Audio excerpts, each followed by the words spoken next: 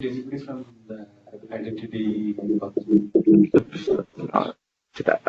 Actually, no. I reached out to them, both the engineering side and the PM side, and I don't think anyone was interested. So maybe I'm stepping on their toes here. All the recording stopped. Let's see. Is it recording though? Recording? I don't know. Hey.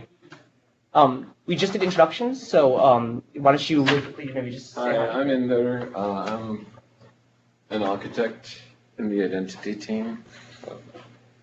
Sure. And then you had a background in distributed systems too, right? In what? You had a background in distributed systems or kind of distributed identity? Yeah. Cool. I mean, I don't know. I sent you a link with what Kim is doing, Kim Cameron. This whole effort to look at distributed identities, the Distributed Identity Foundation. Yep. So I don't have much of a background, but we're just getting started on that effort. Sure. Okay, great. So let me maybe preface this with kind of what I think the hypothesis and why I decided to do a project like this. So my hypothesis is that there's a lot of value in the identities Microsoft has in Azure Active Directory and their Microsoft identities, stuff like that. And I think that there's a transition between kind of the classical centralized identity systems and the distributed identity systems, which are available through Ethereum and other decentralized platforms. And I think that in order to facilitate the transition between those two things, it would be valuable to move some of that information, things like authorization, things like maybe like more about the user, things that we can verify, over to the blockchain to be used by the new generation of like distributed apps, right? So you can imagine that having an account in the Microsoft tenant means something, right? Because we've established all these rules and all these regulations about how these tenants get set up, how corporations own them, how administrators manage them, that if you can prove you have an identity in that tenant, that you may be able to prove that proof means something, that you can use that proof, and maybe people can create apps against that proof to maybe either have like a marketplace where only Microsoft users can talk, or have a chat room where only Microsoft users can discuss secret topics, something like that, right?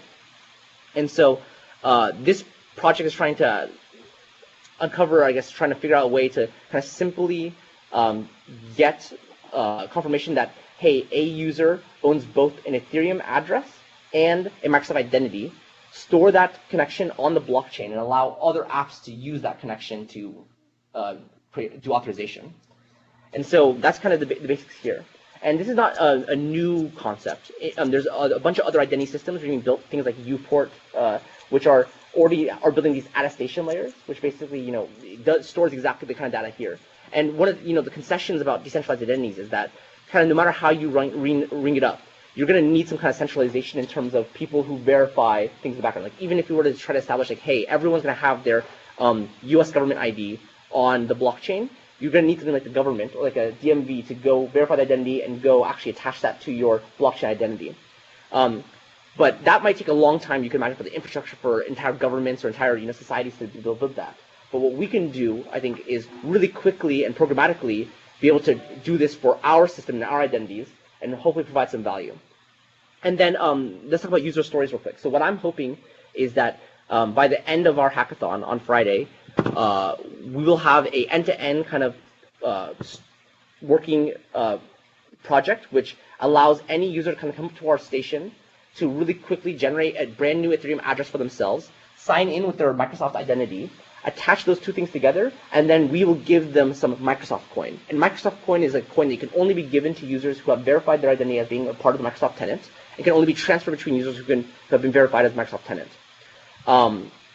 That's a simple part of it. So any user could go, who's at Microsoft, come to this process, sign up, get the token, but then they could also, maybe later when they go home, try to create another account which didn't get this verification, try to get some tokens and see it doesn't work.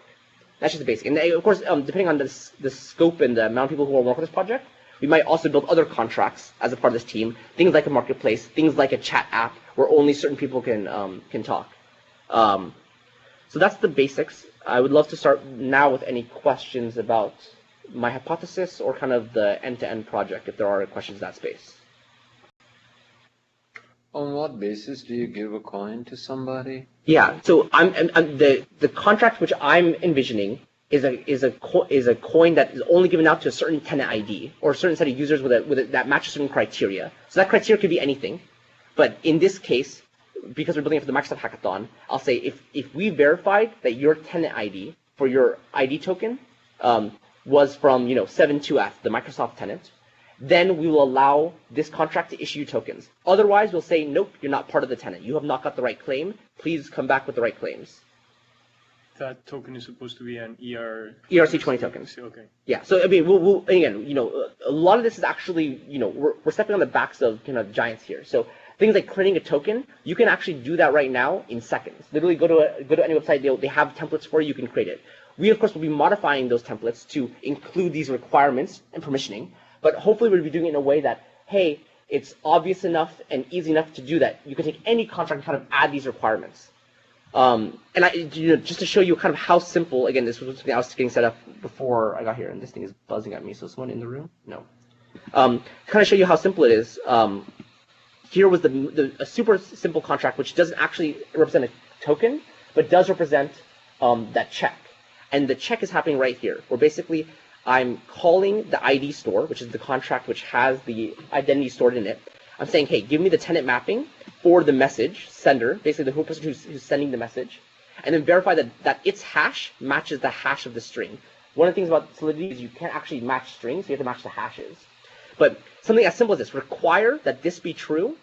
If this isn't true, this function throws an error. If it is true, it'll return true. It's that simple. And you can imagine adding that one line of code to any contract to add an authorization layer. And as long as you can trust that our service is providing the right information to this backend identity contract, then you can really build these dApps with a level of authorization, which is super exciting. Yeah. So that's a question. That ID store is Yes. that backend identity. Yes. What I showed you was this corp contract, and the ID store is referencing this backend identity contract. And I can actually even show you the ID store. So that's a separate contract. So again, these are two separate contracts. This ID store is so simple. There's a mapping, which is basically a hash table, and the mapping is of an address to a string, and a string is going to be the tenant ID, right? And you can imagine, hey, I just mapped a user to a tenant, and that would be kind of what our middle tier does. So again, I would love to actually just really quickly spend a little time just to get this to work. It was working. What I'm compiled, and let's deploy this. What I'm expecting is there's a function which allows me to. Yeah, this one. So let's do something really quickly, right? So I'm going to grab the address, which they've generated me here. Again, this is all in a virtual environment. So this isn't the real blockchain. This is all in my computer. But I have some address. You can imagine this is the address we generated for a user, right? And then I have some tenant. And let me actually just grab the Microsoft tenant real quick. So I can grab that from this thing. So I am part of this tenant, and the tenant ID is 72F. And you should, if you're in identity, you'll be very familiar with this GUID. So I can do that, and then I can put some string here, right? And this is, you can imagine that our trusted middleware would be doing exactly this. It would be making a call with a verified address and a verified tenant. And I pushes that function set tenant, and it stores it. And you can actually see here, if I now put this address in again into the tenant mapping, this will return to me the string, which is my tenant. Great. But this is all isolated within one contract. Now we want to make it really easy for other people to build their own contract, which acts the same data, right? So what you can see here is in this contract that I've built, the external contract, I have a sub-contract, like a template of an identity store. You can see there's no actual code in here, but it has the same like template. It says, hey, there's going to be a variable called tenant mapping. There's going to be a function called isAlive, right? And you can see if you're looking back at the actual code that would actually be populated. The isAlive actually has some kind of code there. We don't need that. We just need the template of it. Then we say something like, hey, we're establishing that this ID store variable is going to be this object at this address, right? So let's do that. So we have this contract. So I have this external function, which basically I'm going to add the address here. And basically I'm going to say, okay, this is the wrong address. I'm going to have to copy this identity store address and put that here and map that there. And now this will say, okay, this template is going to map to this address. And then what I can do now is I can say, let's say something like return the tenant mapping, right? Hello world. So if I get the address of the user again, let's grab this address. From the other contract, I should get the response of what the tenant was. Oops, unless I messed up. Here, hello world address user returns ID mapping user. Did I? External, hello world. Called the corp coin. Let's try the ping. Okay, so something happened. So this external is not right. Let's copy this and let's try it again. This, and let's do the ping. How did I mess up? Okay, imagine that this works. But basically, you can imagine I'm created an interface here that would ideally call the identity store to be able to grab some information. And then I'm able to create a function which does a check, very simple check, and then it all works. And that's just the kind of the end-to-end working scenario. I will debug this later, maybe before, but no, I don't want to halt the kind of the talking and information flow while we can. But this generally makes sense, right? So this is kind of so simple how it can be done. Of course, on top of that, we want to have a real coin contract. Where is the criteria for? So here your criteria for issuing a coin is the tenant ID equality, right? Yep. A hash of the tenant ID is whatever. Yep. Right. But you can have a fairly elaborate criteria for dispensing a coin. Yeah. Right? So let's talk about the identity object. So in my sample, the only property I stored about a user was the tenant ID. I think that kind of makes sense kind of for my scenario. But of course, I think that any identity object would be more rich than that. So our mapping, which is only the tenant ID today, could be something like a mapping to a tenant ID, to an object hash, which was I was going to say a hash of all the static properties in a token. The object ID of the user, first name, last name. These are all optional. User can choose to kind of reveal more and more information about themselves if they want to. That information being backed by the identity, the Microsoft identity system, right? And something like the object hash is really powerful because we're able to store pretty much the entire object of the user in the blockchain that is secret. No one else will be able to, from the hash, uncover what the properties are, but any user can later go and say, here's my token, right? It's signed by AED. You do the hash of that, it'll match. And then you can say, oh, yes, this is that user, and I can get the full information in one go. But yeah. But you can't extract any of those attributes, right?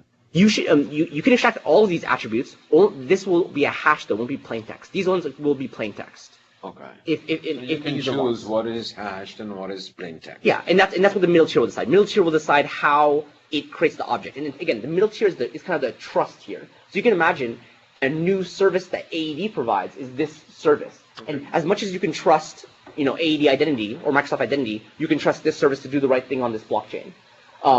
But all of this, again, is all publicly accessible, and it's accessible by any function. So I can make a Sean coin, so only people with the first name Sean can access the coin, or any other kind of proof here.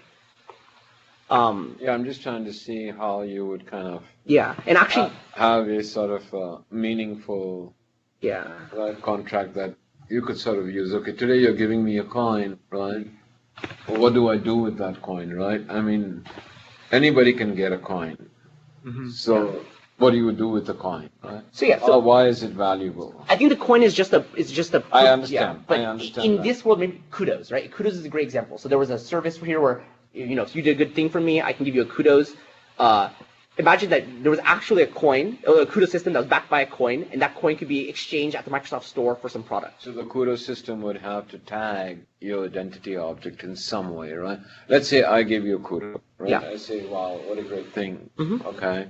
But somehow the data needs to be surfaced someplace. And how would we get access to that, right? I guess I'm confused. What data needs to be surfaced? If you could clarify. A kudo, right? Yeah, the coin. So the ownership of the coin, right? Right, but the criteria on which you actually give a coin, right? So let's say we're all sitting in this room, and we say, all right, we want to play a game where I give, say, Prashant a kudo, right? Mm-hmm. How do I give him a kudo, right? I can go and say, give me a coin, right? Mm-hmm. That is for Prashant. Can I do that? No, not in. Well, there are different kinds of coins you can build. The ones we will build would be fungible tokens. I think is the right one. Non-fungible tokens. The ones that are so non-fungible tokens, which are ones that are like indistinguishable from each other. So any token is the same. The token you give him is the same as the token you give someone else. It will all be equal. Right. But how do what then I need to have criteria for giving him a token? Yeah, so That's our middle layer. So our criteria is like we have a trusted application that you can actually like make a sign in, and we say like, oh, you could make a sign in to Microsoft account. You have a Microsoft account. Let me grab some information from that token that came from that sign in, hash it, put it on the blockchain, and say, I have verified that he has a Microsoft account, and everybody can see it on the blockchain. Okay, but then I want to, so the Yeah. middle tier will have a special application that I can say, give this particular wait, token. sorry, this is actually not accurate. No? The entire transferring stuff is all part of the coin contract. So I pulled up a template of a coin contract. This is actually the coin contract we'll be using. It's an ERC20 token. ERC is just a standard. And you can see here that there's a bunch of functions, right? There's a transfer function. There's a balance of function. There's an approve function, allowance function. I get it. And then So I can transfer function that coin to him. will have a requirement, Okay. right? In our version of this coin, right now the only requirement for a transfer is that you have more balance than you have more balance than you want to send, right? Equal to or that. We would additionally add an additional requirement. Hey, that for Microsoft coin, any transfer needs to be to and from a Microsoft person, and that would be our point. We would build that right into the contract. And again, at that point, we don't need the middle tier at all. If our middle tier went away, the information on the contract is enough to run this whole system by itself. Yeah. So the middle tier is comparing the hash, right? That's basically what the Yeah. So I don't want you to like don't be caught up on comparing the hash. In Solidity, they can't compare strings. It's just you can't. A string is like not a very rich object in Solidity. It's just because it's just old. It's just it hasn't been fleshed out yet. So compare hash just because that's the only way you can compare strings, but it's almost equivalent, right? So really we're just comparing, hey, 10 IDs match. Yeah, I think I was thinking more of the transaction part of it, right? Yeah, The and that's first part is getting the coin or whatever object you get, but how do you transact with it? and that's established on this contract. Okay. so the token is not like the, I would say, the Bitcoin coin or Ether. So if you want to transfer a token, it should go through your contract. Is that correct? But it's different. So So I mean that if I have some tokens in my wallet, or yep. can I sign it and without going through your contract transfer? No, it somewhere? it's not like that. When you owning a token means that this contract under your address has a mapping to a balance. So you can see here there's a mapping against a hash table. It maps an address to a balance. And you having some token means that this balance for your address is greater than 0. So your token exists in the context of this contract. It is different than Ethereum and Bitcoin, where Bitcoin is part of the underlying blockchain, and Ethereum is also part of the underlying blockchain. But you shouldn't that's almost the wrong way to think about it, because Ethereum is used to power this blockchain, but these tokens are just as valuable as the tokens that get built and the cryptocurrencies that are out there are mostly built on Ethereum, mostly built this way. So when we talk about cryptocurrencies, this is how it's done. Yeah, I know that Yeah. tokens But have value Yeah, by themselves. but it's not. It's not not the same. on the blockchain. It's on. It is on the blockchain. It's This is powered. It's not native to the blockchain. yeah. Yeah, it's not. It's not native. And It's there is a layer. it's a program. It's Yeah. a program. Yeah. So I think that explains. So in this transaction, how did you get your wallet? How did you have any coins to give out? Right. So how did you have your coins? So when we build this contract, we can say we're the owner and we can give ourselves as many coins as we want. So when I establish this contract, I establish myself as the owner, and I can establish the initial balance. And and so our middleware will be the person who starts handing out the tokens. But the point is not to hand out tokens, right? Why not? I mean, we're not building a real financial system here. We're building a proof of concept system.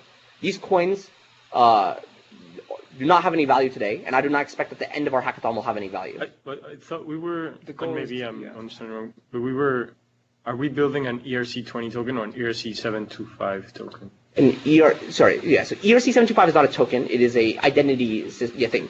But Yeah. The coin is just showing that our thing works. We really want to build this layer, these web front end, middle tier, back end identity contract. The coin, all it does is it just proves that this identity contract works, right? Again, it doesn't have to be a coin. The coin is the simplest one to build. The more interesting things we can build is a marketplace. The more interesting thing we can build is a chat room. But those are harder to build. But again, all we're doing here is we're doing that require statement. Like if any contract, this X contract, right? If it is able to pull data from our identity contract and do verification based on those claims, we have been successful. The coin is just the simplest thing. So sorry, I have to step out. But No problem. yeah, it's recorded, right? Yeah, it'll be recorded. I'll keep in touch and let me know. Yeah, so I definitely, let's not get too hung up on the coins parts of it, but the real thing is, like, all the interesting parts are, how do we design this middle tier? What are the claims we're using? How do we design the back-end contract? How do we design the front end so that it's easy to use, accessible? And again, one of the goals is have a user be able to do this end-to-end in 1 minute, right? We're going to have literally a booth, and someone's going to come to us, get that thing, get the coin, and we're going to show them that it works. We are not expecting people to come up with their own rules.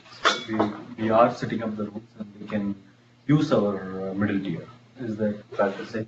Like, if someone wants to, instead of kudos, if someone wants a different way of transacting, do we expect them to build on? They build independent of our middle tier. They just build on Ethereum. Okay. Think about it this way. Our middle tier, all it's doing is transferring the database data from AED to the Ethereum contract in some kind of safe way. Yes. At that point, anyone who wants to build to use that data can just do it. That data is on the blockchain. It's publicly accessible. Anyone can build anything on top of it. That's up to them, though. And the only rule that we enforce is that it must be Microsoft tenant. No, and that's no. In our middle. No. So I think there is a little bit of confusion. So let me take a step back here, okay? The way we build our middle tier, any user from any company that uses AAD can use our middle tier to put data there. So if you're Sony, if you're Coca-Cola, anything, you sign in, we will get a different tenant ID claim for you, and we will attach a tenant ID claim to your address and put it up there. Now, if Sony wants to build their own Sony coin, they build the same contract, some contract, and then they just change the parameter that says require this tenant to require the other tenant. And anyway, but the data is there and it's accessible by anyone. So anyone can build any contract here, which calls our identity contract, and it'll pull data from Microsoft Identity System. It doesn't have to, and we specifically will build one for Microsoft because that's what the hack. That's right. Yeah, but that is not a requirement of this project. The project is much more broad than that. Literally, after this project, we could flight this test with a company who wants to build their next version of the marketplace, and they could do the whole thing themselves, kind of without us needing to do a lot of hand-holding. Because you have already given them the capability to register an identity, the AAD IDs onto the blockchain. Yeah, and I think that's the real thing. So we're trying to solve here is we're trying to say, hey, if someone wanted to build a decentralized app for their company, they would have to build everything we're going to build in this hackathon. They would have to build this identity thing layer, and they'd have to try to match up an address to a real user and have some verification process. Why not we build that for them using the identities they already use in their company, and then allow them to build the app really simply? We're simplifying. We're basically being the developer experience or the ease of developer experiences for identity on the blockchain, taking an established identity system. Okay. I think that's clearer now. Essentially, it's a transference of identities. Yeah. And again, the hypothesis is that our identities have value. It means something to be a user of a certain tenant, right? That same meaning is what backs your Office 365 accounts. It what backs your, all the permissioning in our company, right? It means something, and we can transfer that in a secure way if you trust this middle layer. Okay, so maybe let's talk. The only thing so then the middle layer becomes very critical, right? Yeah. How you protect it, how you secure it, how the middle tier talks to the back-end tier. Exactly. Right. It is as important as AED or ESTS. That's right. So that might be out of scope of this project, but something else which we need probably to think of is how do we sync these identities with AED, right? Yeah. So if someone is removed from a tenant, yep, or they claim. Yeah, so this is not what's going to put. If you actually look at the project, I actually talk about some of those problems. I talk about, hey, syncing the identities, making sure that, hey, if someone changes companies, that kind of stuff, right? And there are ways to do it, but I can't say myself that I've thought of the exact ways to do it. People who want to work on that kind of that problem would be working in the middle tier, developing that. Some ideas might be like webhooks, right? So you can establish a webhook between AED, that whenever there's a change in the directory, that we would get a ping and maybe we would get that change. That might be a little intrusive, not very good. Maybe better is that, hey, the claims, if we do such a good job with the front end, that getting this claim takes seconds, that maybe we have it so the identity only lasts for 30 days. And then on the blockchain, it will expire after X many days, and then you have to go re-verify, right? That might be a reasonable thing. There might, and within the scope of the project, we may or may not worry about that. It depends on how much resources we have in the middle tier and whether or not they have. I think it's too early to worry about that. Yes. Yeah. You But can do it's many interesting. things. You can garbage collect on the back end. You can do a lot of things. Yeah. And what does it mean by someone trusting our middle tier? Yeah. So basically, again, if the middle tier got compromised, let's say that one of us here walked away with the private key, which owns that backend identity contract. Then I could start saying I'm part of this company and I'm part of this company, right? So that would be it would fail. Yes. So how does anybody verify that it was done by the right middle tier? Right. So each contract can have an owner. So let me actually, that's another thing. There's a template for an owner thing. So our middle tier will itself have an Ethereum address. We represent it as a machine, and that will have an Ethereum private key, and that private key will be what generates the identity contract, and it'll be in the code that only this address can modify this contract. There's only one private key that will modify, and that is how you prove that there's a strong relationship between the two. Yeah, so that's something we can look into more Yeah. closely when we start designing the system, Yeah. like how that's done. And actually, we don't have to think about that at all. That's already established. That's one of these templates. You can go there and you can search. Let's see. Yeah, but how do you generate the private keys? Yeah, that's something I need to think about. So that's actually a question I brought up. If you go to 5, Like how, if it's decentralized, then it has Yeah. to be one per tenant or something, right? The How- contract has to be. yeah, how do we avoid users from accessing or touching the private key? How can the process be automated and isolated, right? that's, These are I don't know. I don't know anything about that system. I'm hoping AD experts can help me solve that problem. That's a major issue, though. Yeah. Super major. Exactly. This system needs to be trusted. So this is the kind of thing we need to build.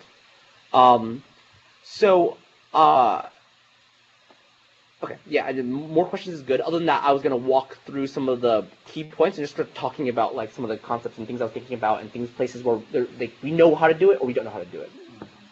Would that be helpful right now? Okay. So I kind of have some general specification on what I think each section is. So there's kind of 3 main sections, right? The front end, middle tier, back end service, and the core coin. But let's talk about the web front end, right? So kind of just like talking about the user goes to websites, initiates some kind of login flow, talks to AD, gets the access token for our middle tier service as a resource, right? The token is returned to the front end, and our service initiates some kind of way for them to generate an Ethereum account. Now, whether or not we do the generation or we allow some other service to generation, not a big deal. But that token we get is signed by AED. What we do is then we sign ourselves with our Ethereum private key, that message. And then we send those doubly signed messages to our middle tier, right? And you can imagine our middle tier will unpackage that. We'll say the whole token is signed by this address, so I know this address wants to be associated here, and this token is signed by AED, so I can say, okay, this is all valid, right? That's the kind of thing there. Now, So the web front end signs the message with the private key. with the private key that the user owns. Yeah. So again, before I jump into the specifics there, but there's this thing called MetaMask. It is a plugin which acts as an interface, which acts as 3 things. It acts as a wallet, it acts as an identity creator, and it acts as a interface between the Ethereum blockchain and the web browser. Mm-hmm. When I say sign, literally this plugin and a JavaScript call in your HTML page can sign a message for you. It does all the magic that it keeps the private key away from your app, keeps it isolated in this plugin, and will do all the signing for you. So that's a really simple product. Where is the plugin stored, though? This plugin is locally stored In the On web what? browser. on your computer. Yeah. It's on your computer. On my machine. Yeah. So this plugin is completely isolated to your computer. You can have an Ethereum wallet on that plugin. Yeah. The private key is completely stored on your Yeah, computer. you can have millions of dollars here and trust that only this plugin has access to it, and it does all the work that plugin never leaves the context of your computer. Okay, so signing is really simple. So you sign the outer thing to be able to prove, hey, I actually own this Ethereum address. The inner token is signed by AD, saying, hey, this person actually has an identity there. And using those 2 pieces of information, you're able to kind of create that But thing. how would you verify that signature if it's my private key? Where is the public key associated with that private key? It's your address. Your address is your public key. So if you look, a signature is enough to pull out, like a signature alone without any other details is enough When to you say get private public key, I presume you're talking about an X509 private key. No, I'm not talking about certificate. I'm talking about a 256-bit random number, Okay. which represents a private key in Ethereum. Okay. And then how do you You set it up. okay, that happens where at that plugin you just showed us.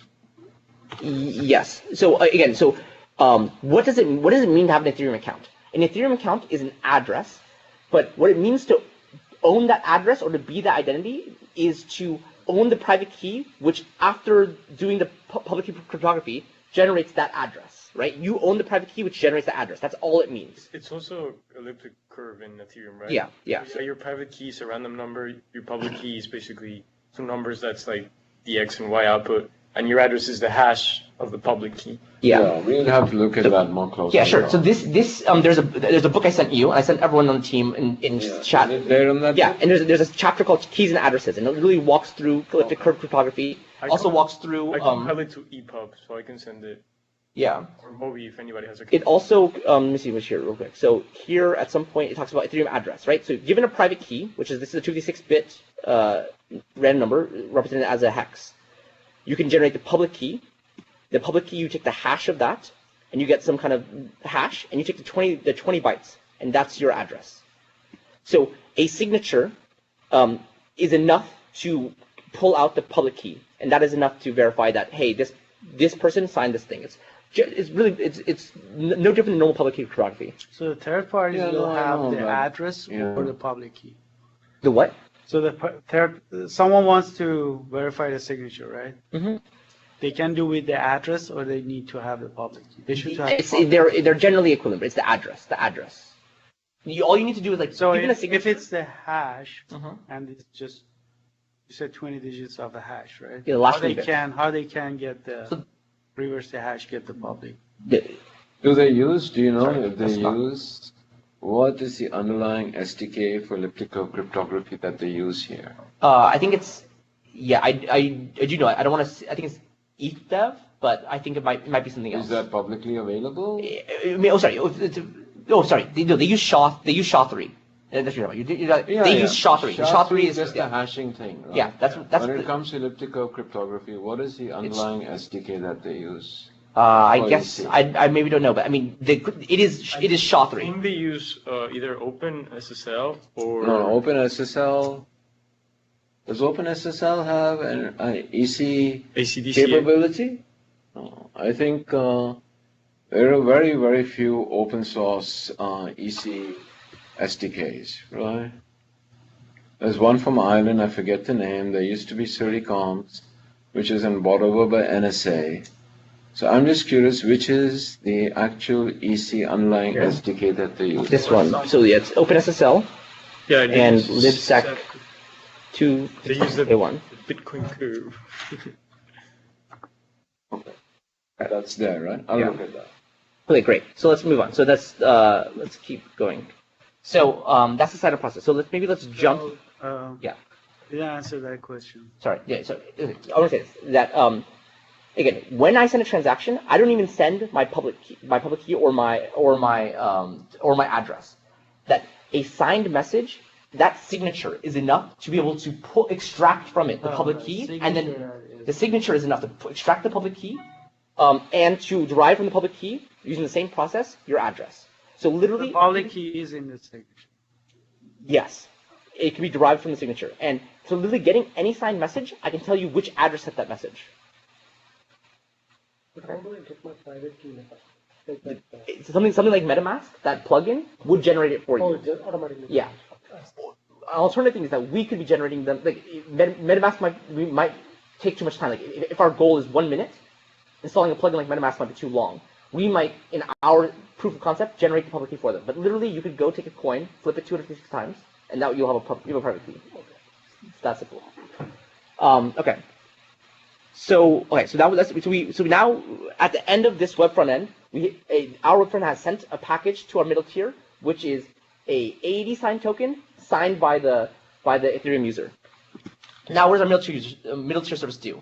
it receives that message. It'll first verify that the token has a resource value for the middle tier. It's not like someone steals something else. So this is correct for the correct resource, right? It'll verify that the token was signed by AED, and it'll also verify that the message, that the signed token was signed by the Ethereum address. All those three things, right? And then it'll parse from the token a series of claims, right? And I mentioned some of the claims, but like intent ID is the MVP. But it parse from any number of claims. And then it'll generate a transaction to our Ethereum contract, creating a mapping between the address, which it got, and the claims which we want to store, right? Super straightforward. And again, it's the owner of the contract. And I didn't mention, like, before it does all this, it creates the contract, does ownership, all that kind of stuff, right? So, I'm talking about some other stuff. All right. And then you have the backend identity contract, right? This contract is owned by the middle tier service, can only be bought by the middle tier, right? It has a mapping from the accounts to identity claims, and exposes a getter function so that other contracts can pull the identity claims and use our mapping. And that's it. That's the full end to end. Yes. Now, as we know, in identity, in security, nothing is this simple.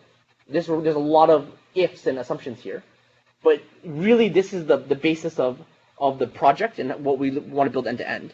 And so that's the top level. Any more questions yet about that? When you say contract, I'm assuming there needs to be some amount of protocol between. In this context, contract means smart contract, and smart contract just means program.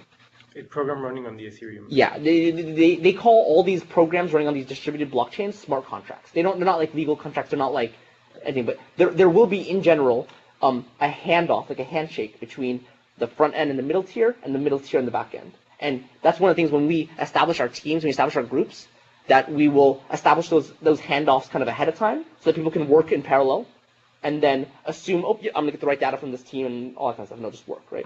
So is there a framework, like, for example, if you want to avoid replay attacks or you want to avoid any type of a spoof attack or anything, is there some framework that uses all of this to implement on top of? Or? Not at the Ethereum level. At the AED level, there should be. Right? So so let's talk about the different points, right? So points of attack, right? There's a point of attack, there's a point of attack here, right? This access token. These attacks should be solved by any client libraries that we've built. Yes. That's normal. Now, there's a point of attack here. What it protects is simply it can only protect the authentication, right? So if there's a replay attack or any of this, then the access token doesn't protect it, it's just a bearer token. Sure. So you're saying if someone steals the access token, not just steals, but just replay attack.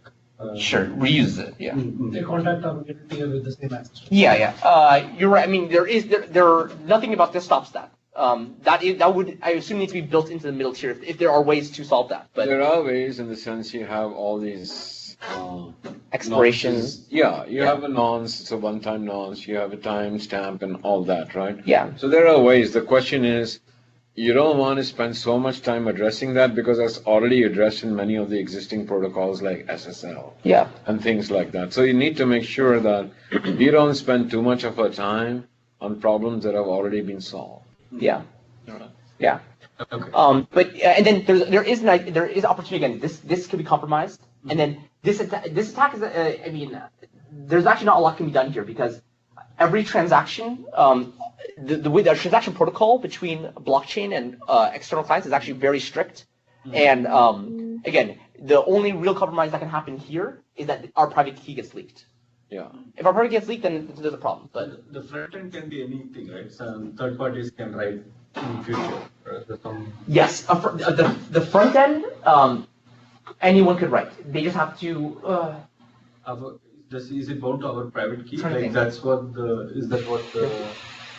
front end, anyone could write. They could access our middle tier. Yeah, they could build their own sign-in portal to access our middle tier. Our middle tier will be the one that only we can own, and then anyone could write their own contract. So we would only really strictly own this.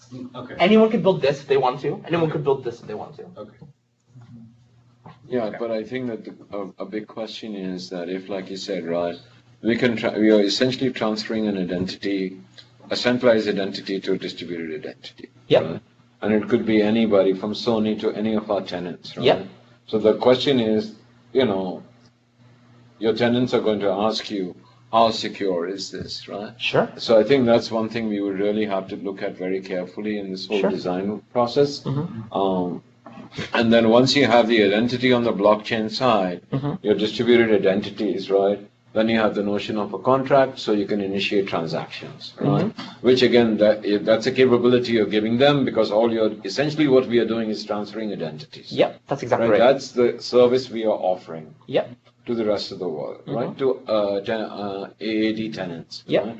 So I think that from our point of view, the contract and all is interesting to show proof of concept, but the security architecture for the whole thing is very, very critical. Yeah, absolutely. And again, this is where, fortunately, I think I have a lot of people from the AD team who can hopefully provide some help, and especially people, people like you. We need that kind of advice. So so I'm just highlighting that that's Yeah. I think the most critical aspect of this project. Yeah. Okay, so let's so the end-to-end kind of makes sense. That's good. So now let's talk about maybe some of the specific details. So I've numbered all of these different points. Maybe I can do kind of split. Maybe the fastest way to split this is just to take a picture of this and then run it back and forth. What's the scalability of this backend distributed in terms of Yeah, it has pooped itself when there were like upwards of like 15,000 transactions per second. So it's not very fast, not very good. But in terms of Yeah. holding identities, In terms of resilience? you have 280,000 tenants. Storage, I think he's talking about. Storage is very expensive to do what we're doing. What we're doing here, storing the identity, is very expensive. Yeah. Scalability is also one. But these are all problems that get solved over time based on just this becoming a more popular thing. In the early stages, things are just more expensive, But this is not something that, if we were to actually do this on the real blockchain, be able to release tomorrow, unless they want to spend a lot of money, right? And then this is another thing. One of the things that we're going to be trying to do is we're going to try to isolate our users from that money thing. So we'll be doing this on a test network where money is free. You can really get as much as you want. And the middle tier will actually be the one holding all the money and performing all the transactions. One of the things about the blockchain is that for any transaction you perform, it costs you money. That's the fee to use the service. We will be paying all the transactions for the user. So we'll be doing all the things kind of on behalf of the user to make it really easy for them, right? Okay, so let's kind of walk through this. So talk about some little details. So starting at step 1, let's go back to here. Yeah, I just want to make it, some of the takeaways is just make it 1 minute, right? User can take home their private key. They can kind of feel like, oh, I got something I can take home with me. And user can, sign up their identity. Something really simple. There's obviously more to think about, but I kind of just really quickly. Sign up. So this is one of the questions that I have initially. Okay, how are we going to get the user to get their first Ethereum account, right? Are we going to do that? Because you can't do that. Just generate 256 private key, give it to them. It's not very secure. So, if they were like, I want to use this address I just built from other things, right? It wouldn't be a very good thing. But again, I want to test networks, so it doesn't really matter, blah, blah, blah. Another thing is, if we want I to think it matters because they are actually binding a centralized, meaningful identity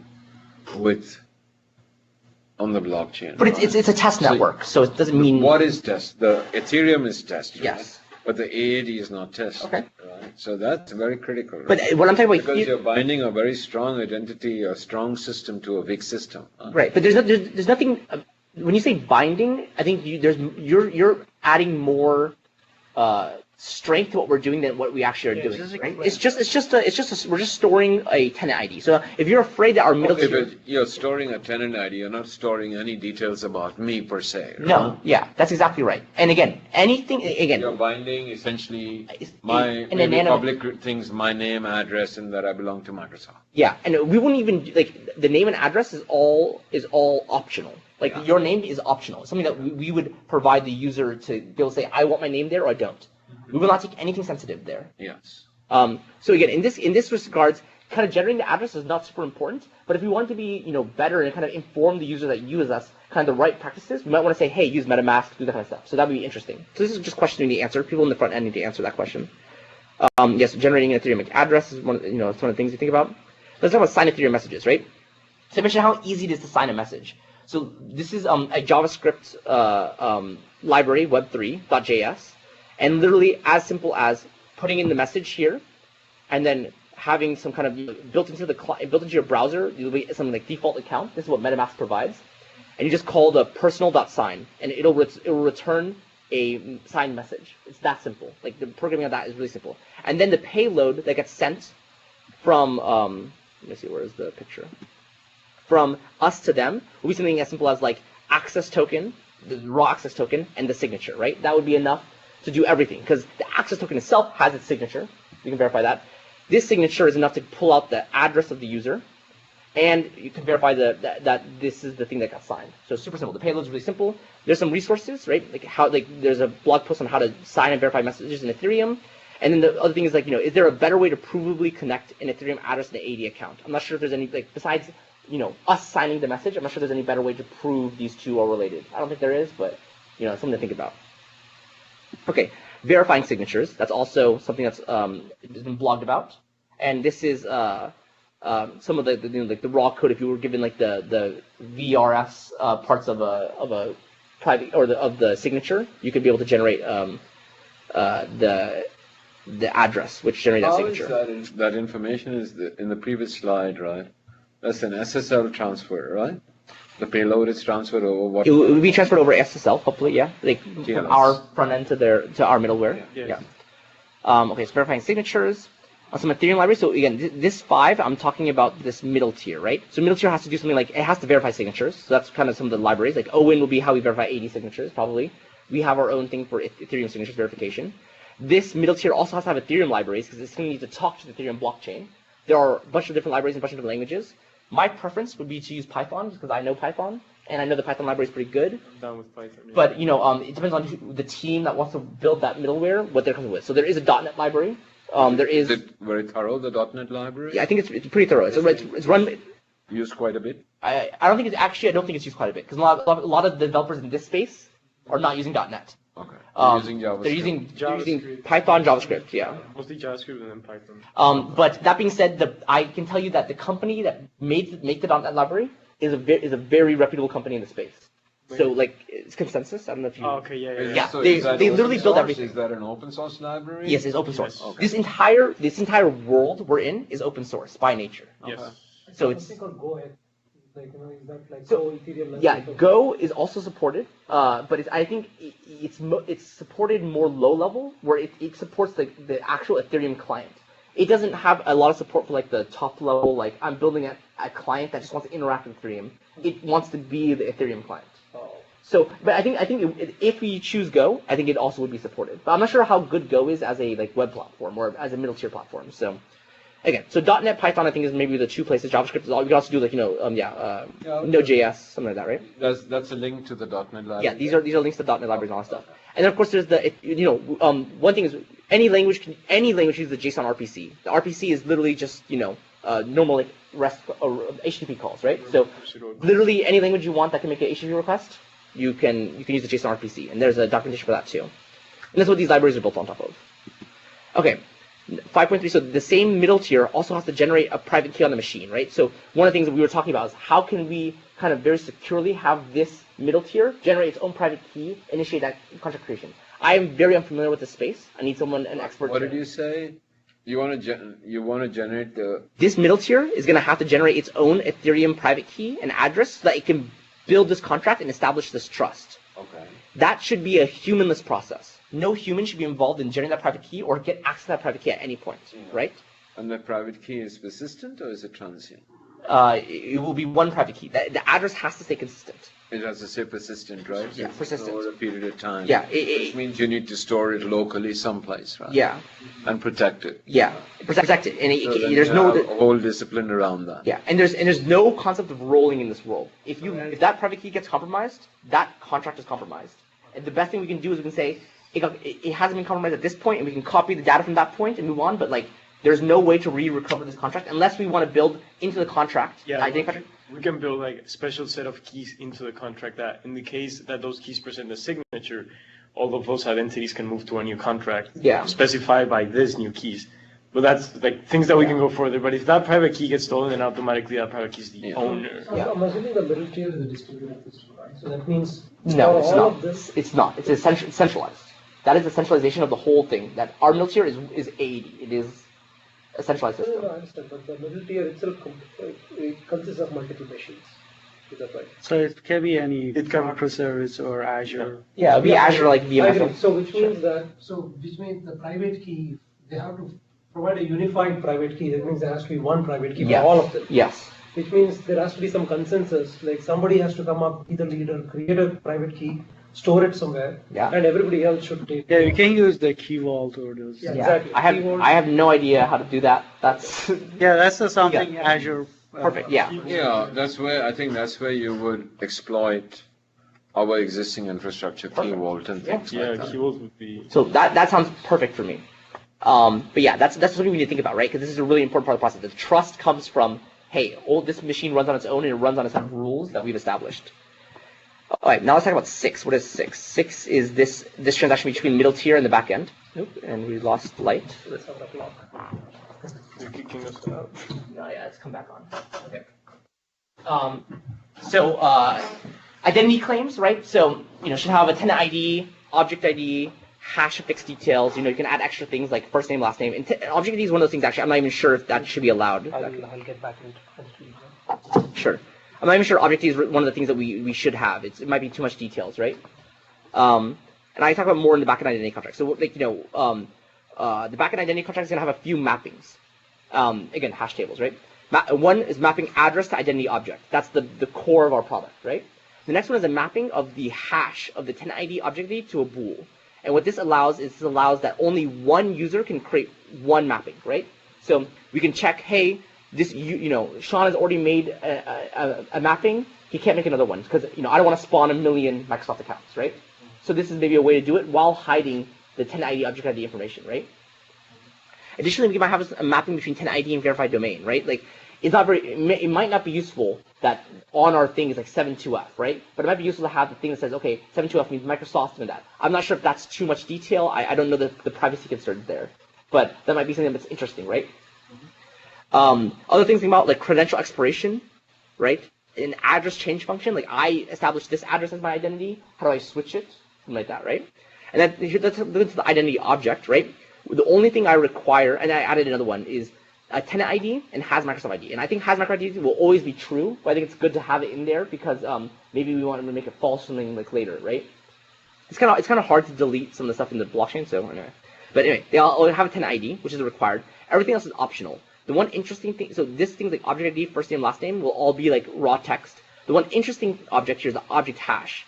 And my proposal for object hash is, hey, if you have an access token, what we can do is we can pull out all the static claims like name, given name, family name, tenant ID, object ID, email, that kind of stuff, right? And get rid of all the weird ones like I don't know what this is, the expiration time, that kind of stuff. We can remove all that, and we can make a hash of those properties, and we can store that hash onto the blockchain. That will not reveal any sensitive details on the blockchain, but will allow a user to verify, hey, this is my identity, and this is more details about me, which I didn't store on the blockchain, right? Or like I don't feel comfortable storing on the blockchain. So something like my email address, I don't want to put out there on public, but I'd be happy to give it to you and prove that this is my Ethereum address, right? There's a way for us to prove it later. Let's talk about the. These mean that there needs to be some amount of management capability where you can come in and say, yes, my email address has changed, or. Yes, that's the whole thing about like the address change function. So any type of like changing at all about this identity is gonna have to like somehow be thought of. That's a recurring theme here, right? Because it's kind of very static and persistent. Same thing with the keys, right? Mm-hmm. Because typically you will roll a key, that's just required. Right? Yeah. But you bound the key with the back end now. So what do? Yeah, you can imagine if this was very closely integrated to AED, how AED could trigger these changes, right? Similar, it changes MSODS, it changes Ethereum. But at our phase, probably something that is a little bit hard to think about, but something that definitely is very valid. Again, one of the things I talk about is an expiration date, right? Credential expiration. One day we can solve a lot of these problems and say, hey, a credential is only good for 30 days. Whatever it says on it, don't trust it after 30 days. And we'll force you to go through this whole process again. Okay, so let's talk about development of identity contracts. So this is really easy. So this is good more programming stuff. Like there's a truffle development framework, which is really good. It allows you to build tests on the contracts we build. And there's a Ganache private chain that we can use, which allows you to like run a chain on your computer and like make the basic tests. It's basic development in this space. And then of course we're jumping to 10. I think this 8 and 9 are just verification, super simple. It just returns true, right? And then we have 10, which is the get coin, right?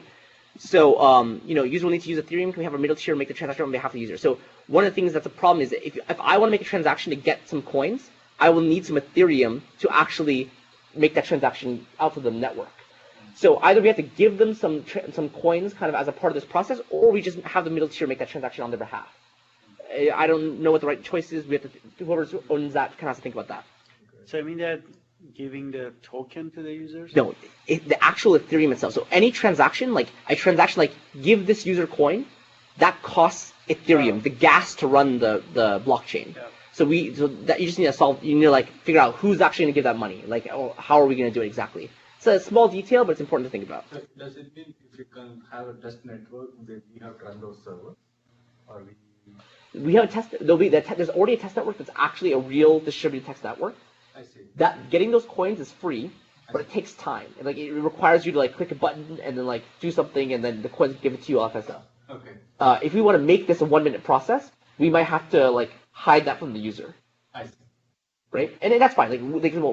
There are other people who are building identity systems, and what they've done is their middle tier has a bunch of money in it from like seed funding, and they handle all transaction fees 100% of the time, and that's what we will do too because it's free, right? We'll handle all transaction fees, but it's just anything about.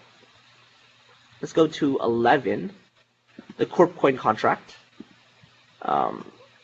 So corp coin contract is going to follow the ERC20 standard. I already showed that to you. It's a basic token standard, and it has like it has standardized properties, which means that if I were to add this to an exchange, it can very easily be imported versus having all these custom functions, right? You can imagine if every token had its own function for how to check the balance of a user, it would be impossible. These are the standard functions for a token. Before standards, a lot of tokens were very poorly coded and hacked, and the Yeah. ERC introduced the standard like this is the way you build a token. So Exactly.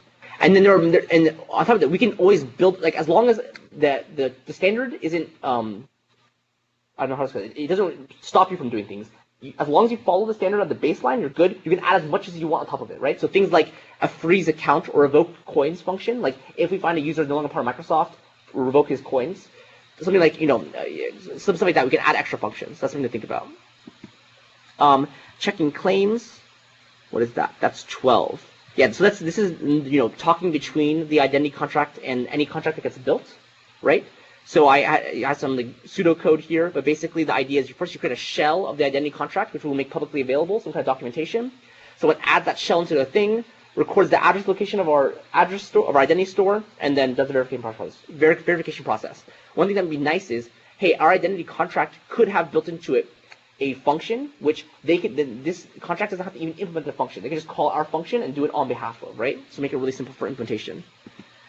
And then additional questions. Is it possible to track users, use the contract? Yeah, so one of the security concerns I thought was like, hey, if I'm a company, can I track which users started signing up for this contract by looking at the consent records? Like, they consent to our app, right? And that means that there'll be a consent record. That means that probably soon afterwards, a identity got created. Can they do something where, your identity is not as secret as we think it is?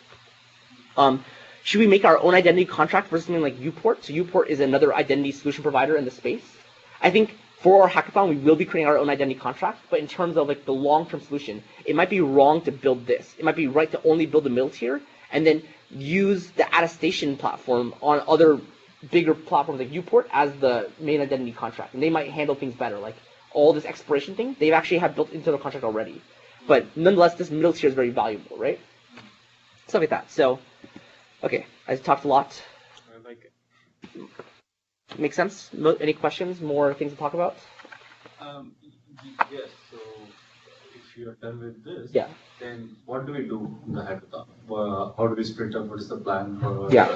What do we? I haven't done a hackathon before. So Sure. What do we produce? So let's talk about the hackathon. Hackathon is 3.5 days. It starts on a Monday, and there's a tent area where 9 a.m. to 9 p.m. they serve you breakfast, lunch, dinner. The expectation is all your managers should allow you to go do the thing, kind of just be off the grid. And I will be there 9 a.m. to 9 p.m. hacking away, just programming, talking in groups. I think the only way to get hackathons like this done is by distributing people and allowing them just to run their own thing. Whether there be team leaders or whatever, I don't really care. I will not be the inhibiting factor on these teams. What we'll do is we'll establish this, if everyone kind of agrees with this plan, establish what these middle contracts are. So like, what is this going to be? We're going to very strictly define what it's going to be. Same with this, right? And then from there, the 3 groups which I kind of defined, will kind of work on their own and build whatever is needed to get to this point in the process, right? And then there's a very simple handoff. There's going to be a glue at the end where we glue everything together and it works, hopefully, right? I mentioned it's Monday. It goes 3.5 days. So like Monday, Tuesday, Wednesday, we should have the full day. Thursday, the tent closes at like noon. And then Friday, we show it off. Friday, everyone gets a booth, gets a computer. We can show it off and kind of talk to people about our project. Right now, no one has been like assigned to a team, and I'm not going to assign anyone to a team. I think it's going to be mostly voluntary. I feel pretty comfortable that I could work on any part of this project. So I feel comfortable such that if everyone kind of wants to do what they want to do, that the other parts of the project will get handled. That being said, I would, there's no part of this process where you're not being exposed to Ethereum stuff. That even this web front end, I mentioned in the thing, there's a lot of like token signing and a lot of like address management, stuff like that. But also I'm saying that this web front end, this team is going to be responsible for building the coin contract. So no matter what, everyone here is going to be involved in like really like high, low level Ethereum development. So that's going to be great for everyone. That being said, I think there are people who are more AED focused and who have a lot of knowledge in this middle tier, and this is kind of where a lot of the thinking needs to happen in terms of security, in terms of the right practices. So I would love to have this kind of be a bigger team. The backend identity contract I expect to be actually one of the harder teams to fill because a lot of people don't have experience in Solidity. And I was mentioning earlier, but writing Solidity is very easy. Writing correct Solidity is very hard, right? So this is something where I've spent a lot of my time doing here, and I've actually, people who have been interested, I've been sending out links to tutorials where you can start getting up to speed on some of the practices in the Solidity space. But this I imagine be hard, and then this I imagine be pretty easy. The web front end, generally pretty easy. So again, what I expect to do is I want you to use these conversations to tell people about the plan, and then from that just kind of be like, oh, I'm interested in doing this. Let me start giving you the resources such that you can start learning what you need to know, and even maybe start hacking right now. Like some of what I've done is I already built this like very, very rough template of this part of the contract. Allow you to build really, really rough parts of maybe the middle tier or the front end, right? And then once we get together, we're not like blind. We can start like just taking the pieces and building on that. Okay.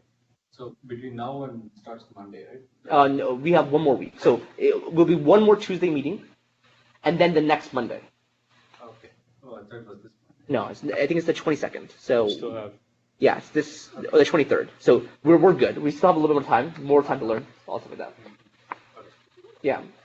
One thing is, we have a Slack channel. We have an email channel. Like in my Slack channel, I've been posting tons of like resources, like tons and tons of stuff. Like the book I mentioned, all these libraries which I've been showing, the ERC20 tokens, ownable contracts, that kind of stuff. I'm putting all this inside this thing, especially the standards too, right? And then also I've been doing some resources, and this is a really great way for us to kind of stay connected and talk. And then know that I've spent a lot of time in this space learning, so you should expect to use me as a resource. Like, hey, I don't want you to spend hours figuring out what the right resource to learn. Tell me what you want to work on. Tell me what problems you're running into. Let me really quickly unblock you. And that's kind of what I hope to be my goal, my role throughout the whole thing, and of course fill in any gaps which are needed. Yeah. Okay, so we can do all the homework. And how many people are we? Is So this people in There's a this couple room people or? requested to join also. Right? yeah, could you see that requested to join people, or maybe this is just because of my view, right? Can anyone see this? Yeah, I can see that. Okay. Oh, I will get emails. I didn't check the email, but I was getting. So the email alias has people who I think is the largest group of people. So it's like something like 16 or 17 people, and not everyone has even requested to be part of the team. People are still like kind of like figuring out what they want to do, or maybe show some interest in that. So I just put them on the email alias just to kind of talk. The group is relatively big, but I haven't met actually most of you all. I think I haven't met Ilshat. I know Nada from my last job, but I haven't met him in person. Haven't met Kent. Kent is, I think, an intern, so that. And then these folks who have been added, usually whenever anyone wants to join the group, I send an email kind of figuring out, hey, what are you interested in, that kind of stuff. And as long as they send an email back to me, I add them to the group. So these people I haven't talked to yet either. But, we'll see if they show up or not. I'm planning the group to be maybe approximately 8 to 10 people, which is actually The thing about a lot. me is I might miss the last day or last 2 days. Friday? I have to be in San Francisco on. Honestly, So I haven't. no problem. Yeah. I don't. I probably will join a team which other people are and just. Yeah. I'm okay with people on my team also working half days, like that kind of stuff. Like again, I'm the kind of person I just want people to get involved. We can make sure that your ownership is such that whatever your time commitments are, we can make sure that it works. But I'm very open to just having people kind of have a good time. Now, honestly, and I don't want to like stab myself in the foot here, but like if you actually look at the project, it's pretty simple-ish. Like it kind of level, seems very feasible. Seems like super. Like I think, like honestly, me and one other person probably do this in a hackathon week. But I think if I want to involve people, I want to spend a lot of efforts helping people get involved in space. I'm really passionate about this space. A lot of this for me is maybe just exposure, right? Like being able to just expose people to this cool space. So, yeah.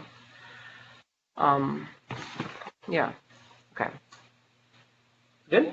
Okay. Well, I don't want to spend much time, but what I would love to do is, if all of you can look at this PowerPoint again, send me more stuff if there's feedback, talk about the chat. If there's an area you want to own, maybe send me a message, something like that, and we can start talking about the resources you should use. My guess is that full ownership won't be established until like the actual hackathon starts. But I don't think I'm not going to say no to anyone to work on anything. So you can work on whatever you want. Can you send us this deck? Yeah, this deck.